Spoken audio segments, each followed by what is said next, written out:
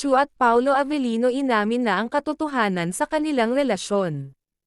Isang larawan sa IG ni Kim Chu at sa IG din ni Paolo ang nakapost na magkasama sila sa isang lugar at tila matagal na nga ang larawan na iyon ngunit ngayon lang nila pinakita sa publiko. Ayon sa isang source umamin na nga daw sina Paolo at Kim Chu na matagal na nga ang kanilang relasyon, itinago daw muna nila di umano para makaiwas sa mga intriga. Sa isang panayam ay ibinahagi daw ni Paolo na October 2023 pa ay lagi na silang magkasama ni Kim at nagkakaunawaan na. Ngayon daw na LANTARAN na ang kanilang relasyon ay pwede na nilang isapubliko kung kailan nagumpisa ang lahat. Nagulat ang lahat sa pag-amin na ito ni Paolo.